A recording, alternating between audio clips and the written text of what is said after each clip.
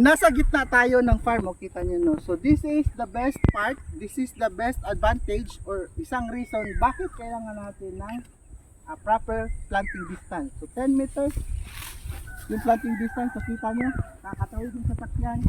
So during harvesting time, pwedeng ipasok, pwedeng makadaan ng sasakyan.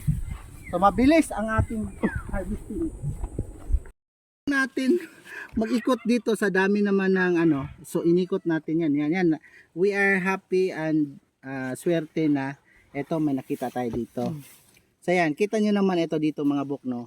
So mostly nalaglag, pero kita nyo ito dito parang may ring ito. So mostly ito ay Babae.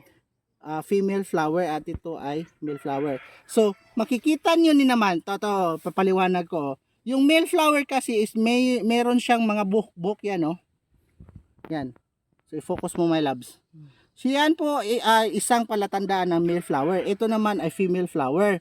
So ito po yung mag-fertilize, magto-turn black, malalaglag, walang dapat ipangamba, very normal dahil male flower at ito ay mabubuo.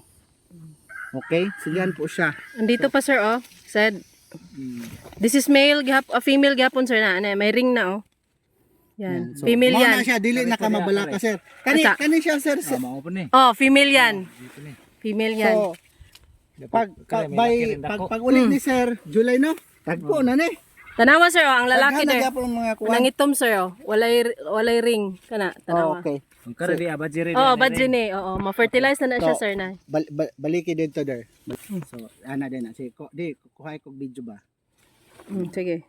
So, another tip mga buko, bakit nire-remind ko mostly na aking mga customers during fruiting season, ngayon fruiting season dito sa Kandihay, Bohol, May tayo katapusan, May 31 tayo, so June, July, August, September, so by September ang harvest nito. Okay? So, sinasabi ko, wag na wag kayo mag-pruning during fruiting season. So, ugaliin nyo po na mag-pruning after season tapos fertilize para for the next season preparation. Pero for now, kita nyo naman no, this is kaya ko sinasabi na wag mag-pruning dahil maraming fruitlet na lumalabas. Maraming fruitlet na lumalabas oh. To. Ito my loves oh, yan. Maraming fruitlets na lumalabas pa. Ito pa oh dito oh, ito malaki na oh. Kani mo dagkang kagbunga ni sir. So ito ay another sir oh, ito ay bigger example ng male flower. Ayan oh. So may buhok. Ito wala. So hindi pa siya maano natin. Ito female to. Yan oh, may ring, female to. Ito wala. Fertilize. So yan. So wala po dapat tayong ipangamba o ikawuri or magtatanong kayo anong fertilizer or spray ang i-apply. Wala po dahil ito ay typical talaga na male flower. This will turn black at malalaglag lang. So yan, ito ay female flower. Yan, so wag na wag po talaga mag-pruning during fruiting season dahil sayang malalaglag lang yung mga bunga sa lalabas dyan.